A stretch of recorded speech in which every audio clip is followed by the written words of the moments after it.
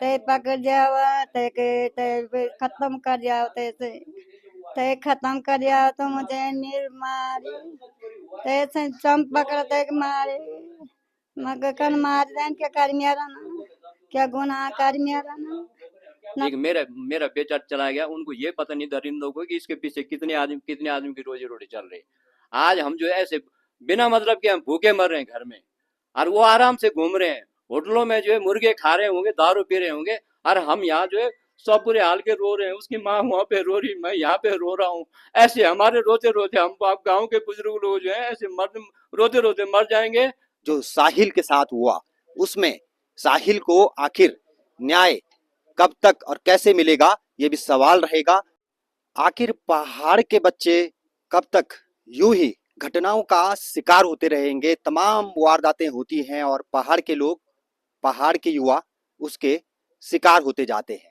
जी हाँ, मैं बात कर रहा हूँ टिहरी गढ़वाल के घनसाली के तिसरियाड़ा गांव के साहिल बिष्ट की, जिनकी बीते 13 अगस्त बुधवार को निर्मम हत्या कर दी जाती है अम्बाला में।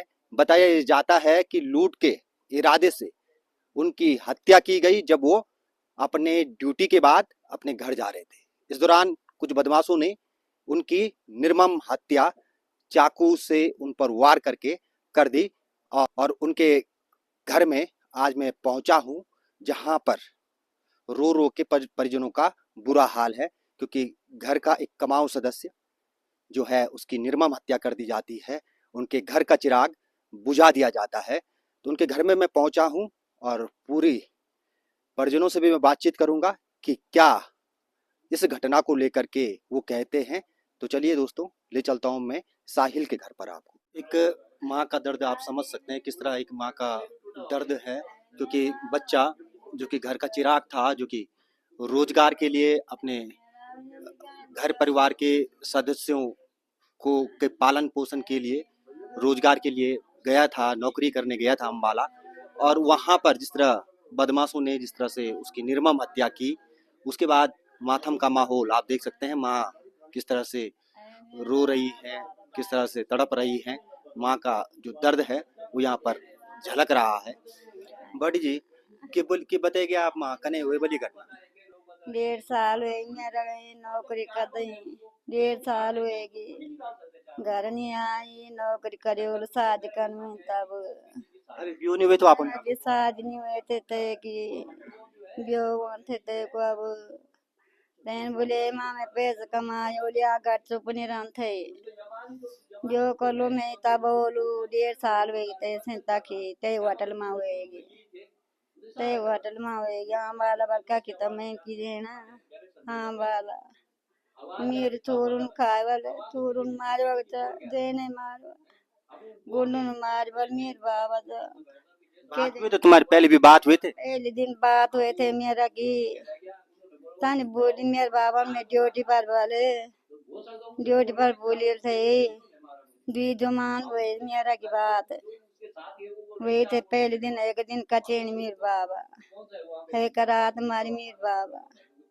बात हुए थे मेरे दाड़ी के गन में नहीं होने दिया रे मेरे साइल आप इंसाफ चाहता, इंसाफ हुई साहब ते को जाल दे मेरे बाबा को चुकड़ पर गो लगाई तैसे पकड़ तुम ते पकड़ जावा ते खत्म कर जाओ ते खत्म कर जाओ तो मुझे नीर मारी तैसे चम पकड़ ते मारे मगर कन मार दें क्या कर मेरा ना क्या गुनाह कर मेरा ना पालू माच में मोबाइल छीननो मोबाइल नहीं देने मेरे बाबा मोबाइल नहीं देने देते तने मारी मेरे बाबा मोबाइल अपने खिस पर है मेरे बाबा को मोबाइल पर कर बोलते हैं हवला दुई हो रहा है दुई संटेल दे मेरे बाबा ना दुई हो रहा है हे तेन के चक मार मेरे बाबा पर तब मेरी बाबू हटले तिर गई तब खेजी मेरे बाबे फूटू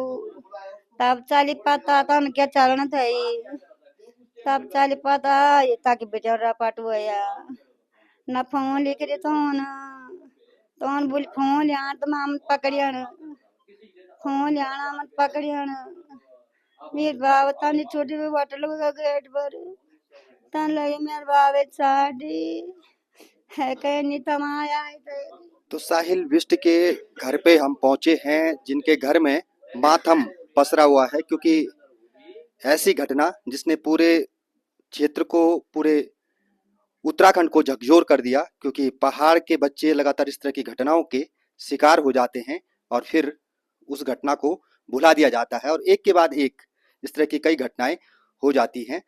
तो साहिल के पिताजी भी मेरे साथ हैं, उनसे भी जानना चाहूंगा मैं इस घटना के बारे में। भाई साहब, ये जो घटना घटी, बड़ी इस तरह की घटना है जिसने पूरे उत्तराखंड को झकझोर कर दिया। लोग एक बार सोच रहे हैं, फिर सोचने को मजबूर हो रहे हैं कि कब तक पहाड़ के बच्चे यूं ही वारदातों के शिकार होते रहेंगे।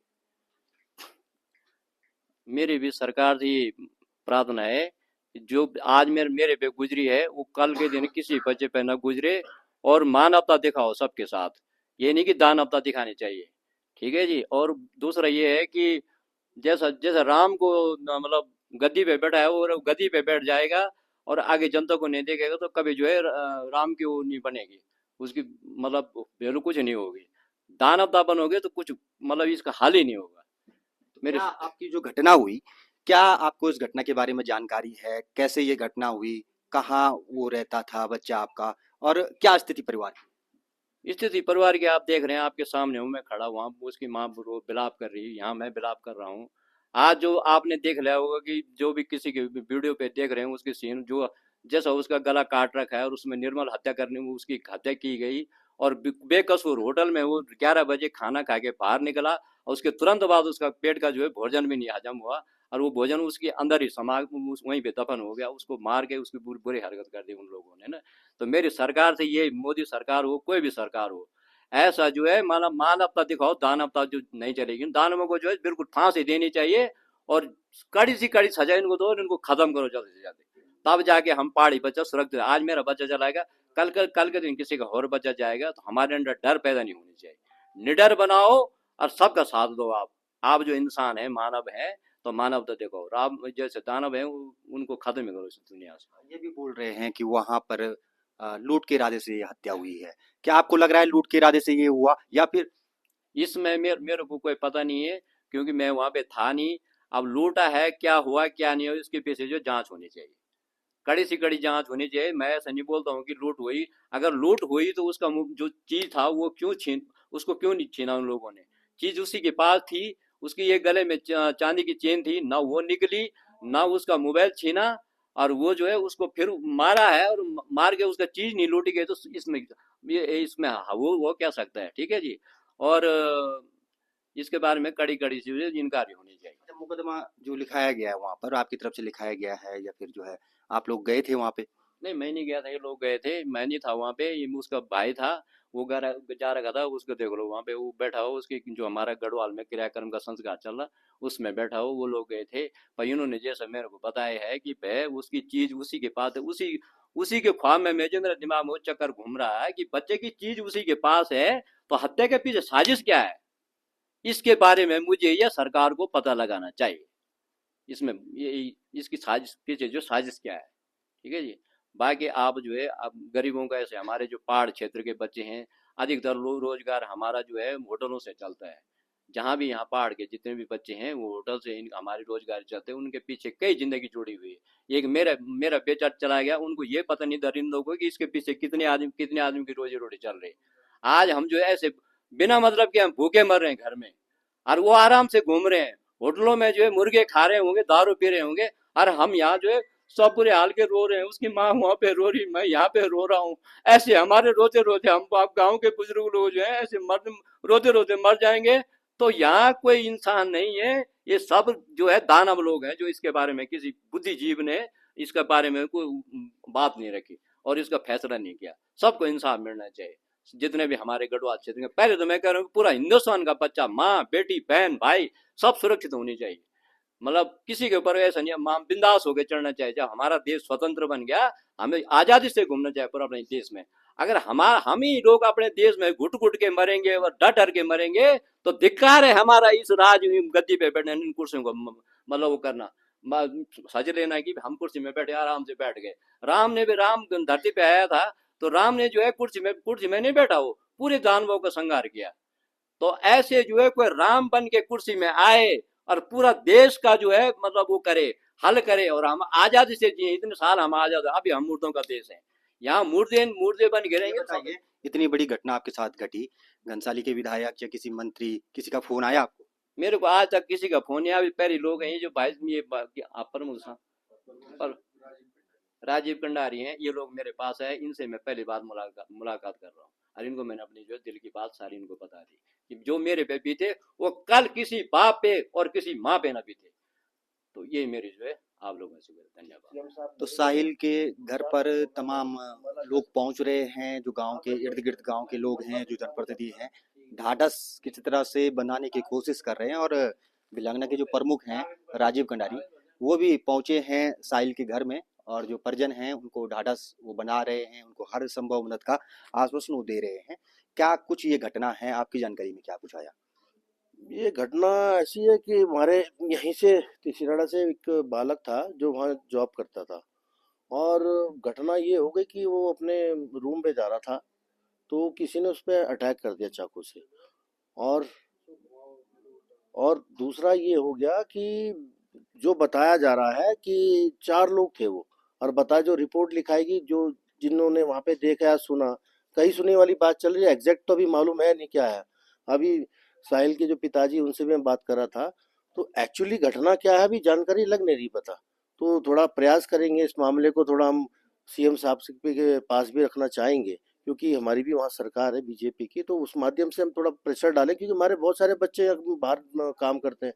पूरा हमारा उत्तराखंड के नौजवान जो है पूरे प्रदेश और प्रदेशों में काम कर रहे हैं। तो इस प्रकार की घटना की तो हम कड़ी निंदा करते हैं, और हम चाहेंगे मुख्यमंत्री से बात करूंगा, स्वयं मिलूंगा इस विषय में, कि इस घटना की पूरी गहराई से जांच होनी चाहिए, और सत्यता क्या है इसमें, सच्चाई क्या, वो सच्चाई बाहर आनी चाहिए। और प्रयास करेंगे कि कल जाऊं और उनसे मुलाकात हो जाए, तो अपनी बात रखूंगा जरूर उनके सामने। तो भिलंगना के जो प्रमुख हैं राजीव कंडारी, वो भी घर पर पहुंचे हैं, और उन्होंने मुख्यमंत्री पुष्कर सिंह धामी से मिलकर इस पूरी घटना को लेकर के आगे की कार्रवाई किस तरह से हो, किस तरह से सजा उन दोषियों को मिले, किस तरह से परिवार की मदद हो, वो बातचीत करने की बात कह रहे हैं। लेकिन कई लोग घर पे पहुंचे हैं, यहाँ पे उनसे भी बातचीत कर लेते हैं। जो क्षेत्र पंचायत सदस्य अनिल चौहान जी हैं वो भी पहुंचे हैं। चौहान जी, इस घटना को लेकर पूरे प्रदेश में आक्रोश है लोगों में, क्योंकि पहाड़ के लोग रोजगार करने के लिए दूर प्रदेश जाते हैं और इस तरह की घटनाएं उनके साथ हो जाती हैं। देखिए, पहले तो आपके पहाड़ी खबरनामा का बहुत बहुत धन्यवाद, आप ऐसे मुद्दों को उठाते हैं। ये यहाँ पर केवल एक साहिल की बात नहीं है, कई साहिल हमारे प्रदेश में अभी रोजगार के लिए जा रखे हैं। तो मेरा ये प्रयास रहेगा, माननीय ब्लॉक प्रमुख जी यहाँ पर आए हैं और उनके नेतृत्व में हम आज माननीय मुख्यमंत्री जी से मिलने जा रहे हैं। तो माननीय मुख्यमंत्री जी से हमारा यह अनुरोध रहेगा कि जो हमारे बाकी साहिल भी अभी लोग अनेक शहर में, चाहे मुंबई हो, पंजाब हो, हरियाणा हो, दिल्ली हो, कहीं भी हो, उन लोगों को सुरक्षित रहें, उसके लिए एक मिसाल कायम करनी पड़ेगी। ऐसे दरिंदों को सजा दिलानी होगी, और जो भी सख्त से सजा इसके लिए होगी, अगर फांसी भी होगी तो हम मांग करेंगे इनको जो फांसी की सजा हो। जो मुझे सदस्य गिरीश नौटियाल जी हमारे संग, नौटियाल जी, इस घटना को लेकर कितना आक्रोश पूरे क्षेत्र में है और क्या चाह रहे हैं लोग? धन्यवाद भाई साहब, आपका भी और आपका ये पहाड़ी खबरनामा न्यूज चैनल का भी। ये जो हमारा तिशड़ा क्षेत्र का जो ये बालक होटल में काम करता था अम्बाला में, इसको जो है वहाँ पर कुछ दरिंदों ने इसकी नृशंस हत्या की है। इससे क्षेत्र में बहुत दहशत का माहौल है। लोग, हमारे ज़्यादातर लोग जो हैं होटल में, हमारे भाई, वो भी बहुत खौफ में हैं और बड़े परेशान हैं कि ऐसी घटना यदि कल किसी के साथ भी हो सकती है। और पूरे क्षेत्र के लोगों का माननीय विधायक जी से हमने संपर्क किया था, माननीय प्रमुख जी यहाँ पर आ रखे हैं, और सरकार से मिलकर माननीय प्रमुख जी और माननीय विधायक जी के द्वारा मुख्यमंत्री जी से निवेदन है कि आप लोग हरियाणा सरकार से संवाद कर दोषियों को पकड़ने की और कठोरतम उन पे जो है सजा दिलाने का जो है आप लोग किसी पूरे क्षेत्र की एक आशा बनी हुई है। तो दोस्तों, आपने देखा साहिल बिष्ट जिनके घर पर हम आए थे, जिनकी पंजाब के अंबाला में निर्मम हत्या बदमाशों ने की।